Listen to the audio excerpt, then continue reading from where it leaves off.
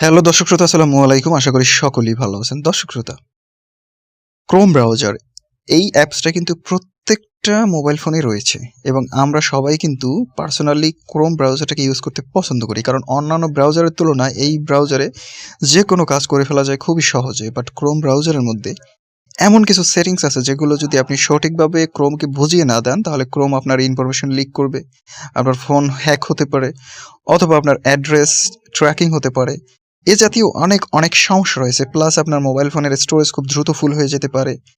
এই জাতীয় সমস্যা থেকে বাঁচার জন্য আপনাকে ক্রোমকে ওই সকল ইনফরমেশন সেট করে দিতে হবে বা ওই সকল সেটিংসগুলো সেট করে দিতে হবে যেগুলো করলে আপনি এই সমস্যা থেকে বাঁচতে পারেন। তার মানে হচ্ছে ক্রোমের কিছু গুরুত্বপূর্ণ সেটিংস আপনাকে সেট করে নিতে হবে। আজকের ভিডিওর মাধ্যমে খুবই গুরুত্বপূর্ণ কয়েকটা সেটিংস সম্পর্কে আপনাদেরকে আমি ধারণা দেবো, যেগুলো আপনাদের জানাটা খুবই জরুরি। আপনার কাছে যদি সময় থাকে তাহলে অবশ্যই আজকের ভিডিওটা দেখবেন এবং আমি আপনাদেরকে রিকোয়েস্ট করবো যে ভিডিওটা অবশ্যই দেখুন, কারণ এখানে যে সকল সেটিংস সম্পর্কে বলা হয়েছে এগুলো অনেক অনেক গুরুত্বপূর্ণ। তো ফার্স্ট টাইম আপনাদেরকে যেটা করতে হবে, আপনাদের মোবাইল ফোন থেকে জাস্ট ক্রোমে প্রবেশ করতে হবে। তো তারপরে আপনাদের সামনে ঠিক এরকম একটা ইন্টারফেস থাকবে। দেন আপনারা এখানে উপরে কর্নারে পেয়ে যাবেন হচ্ছে 3 লাইন, এটার উপর একটা ট্যাপ করে দিন। দেন আপনারা এখান থেকে সেটিংস এর একটা অপশন পেয়ে যাবেন, এটার উপর একটা ট্যাপ করুন। আচ্ছা, ট্যাপ করার পরে আমাদের সামনে কিছু এরকম ইন্টারফেস থাকবে। এখানে অনেকগুলো সেটিংস রয়েছে, বাট সবগুলোই গুরুত্বপূর্ণ। তার মধ্যে মেইন যে সেটিংসগুলো সেগুলো সম্পর্কে জানতে পারবেন। তো প্রথমত আমরা একটু স্ক্রল করে নিচে আসলে এখানে পাবো অ্যাড্রেস অ্যান্ড মোর বলে একটা সেটিংস, এটার উপরে ক্লিক করব। দেখুন এই সেটিংসটা আমি অফ করে রেখেছি। কেন অফ করে রেখেছি সেই বিষয়টা আপনাদেরকে আমি এখানে বুঝিয়ে বলতেছি। দেখুন এখানে বলছে সেভ অ্যান্ড ফিল অ্যাড্রেস। এখানে ক্রোম নিজে বলে দিয়েছে include information like phone numbers, emails, address and shipping address. মানে হচ্ছে আপনার ফোন নাম্বার অথবা ধরুন আপনার ইমেল অ্যাড্রেস অথবা আপনার পার্সোনাল অ্যাড্রেস যেটা, এগুলো কিন্তু এই অপশনটা যদি অন করা থাকে তাহলে কি করবে, এটা অটোমেটিক্যালি ফিল করবে। ধরুন আপনার ফোন নাম্বার দিয়ে কেউ আপনাকে সার্চ করলো অনলাইনে, তাহলে সহজেই সে আপনার অ্যাড্রেসটা এখানে খুঁজে পাবে।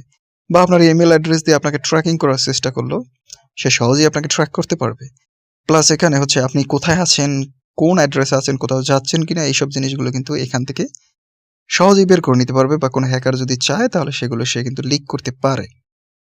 বিষয়টা ক্লিয়ারলি বুঝতে পেরেছেন? এই জন্য আপনাদেরকে এই সেটিংসটা অফ করে দিতে হবে, যাতে করে কেউ যেন এই কাজগুলো করতে না পারে। এখন আমাকে ফোন নাম্বার বা ইমেল বা আমার পার্সোনাল অ্যাড্রেস ইউজ করে কেউ আমাকে সার্চ করলে কিন্তু খুঁজে পাবে না, গুগলে আমার অ্যাড্রেসটা শো হবে না।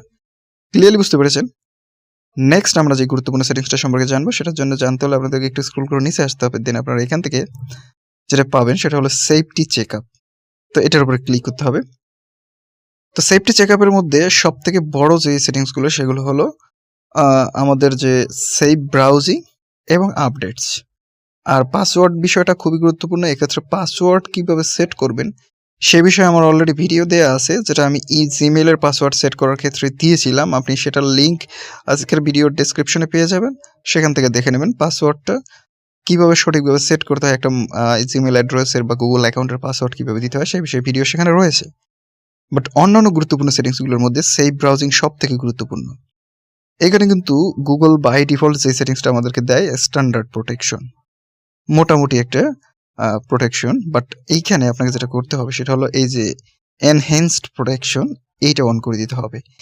এটা অন করে দেওয়ার পরে আপনার কি লাভ হবে, এটা অন করে দেওয়ার ফলে আপনার লাভ হবে ফাস্টার, মানে আপনার ব্রাউজারটা ফাস্ট চলবে।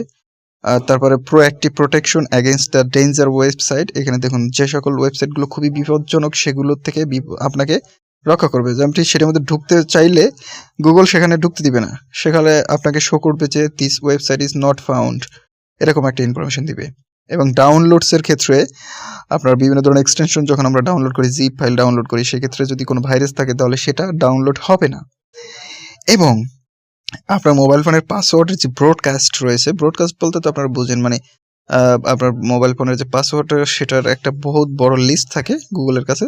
তো সেটাও গুগল এক্সট্রা একটা প্রোটেকশন দিয়ে আপনার সেভ রাখবে। প্লাস হচ্ছে এখানে ব্রাউজিং ডাটাগুলো হচ্ছে গুগল আরো কারো কাছে সেন্ড করবে না।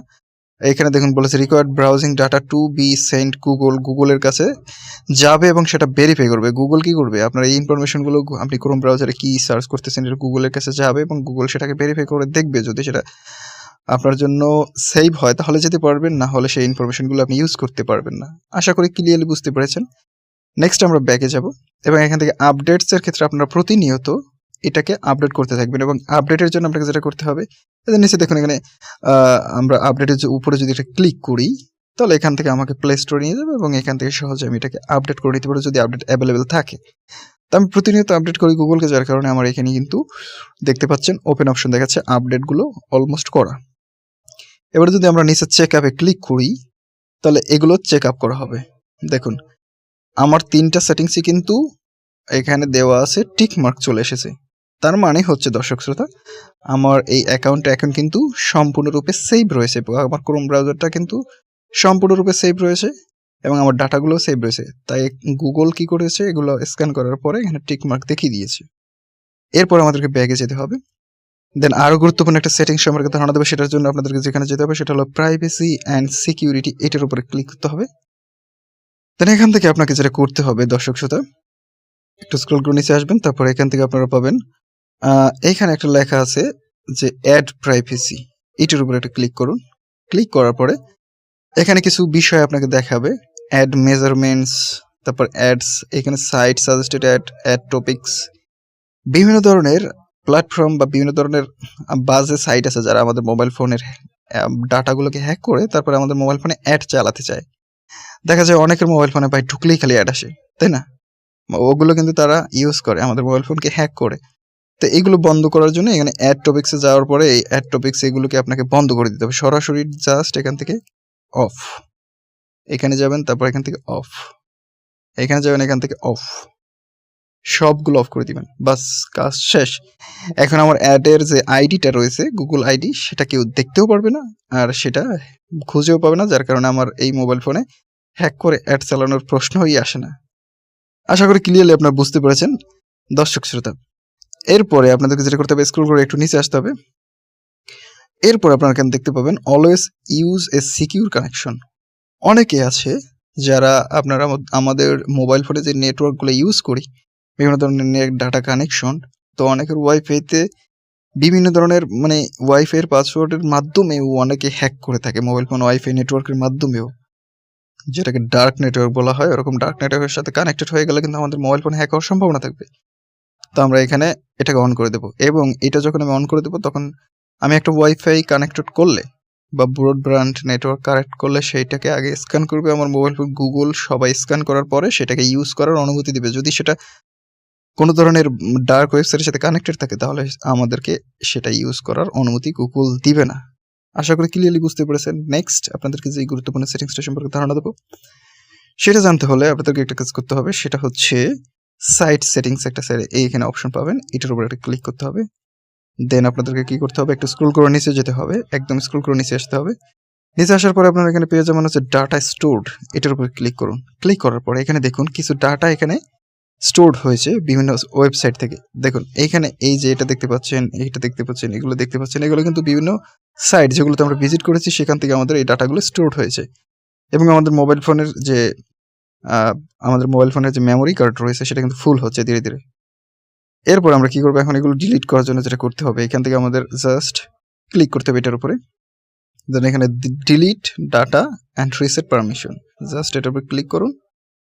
ডিলিটের উপরে ক্লিক করে দেন ডিলিট অ্যান্ড রিসেট, তারপরে এখানে দ্বিতীয়টা ডিলিট অ্যান্ড রিসেট, তারপরে এটা ডিলিট অ্যান্ড রিসেট, সব কিছু এইভাবে করে দিবেন। ধীরে ধীরে আপনার ইনফরমেশনগুলো সব ডাটাগুলো ডিলিট হয়ে যাবে। এই দেখুন ডাটাগুলো আমি ডিলিট করে দিয়েছি। তারপর এখানে যাব, তারপর আবার এখান থেকে যে এটার উপরে ক্লিক করব, দেন এখান থেকে ডিলিট করে দেবো।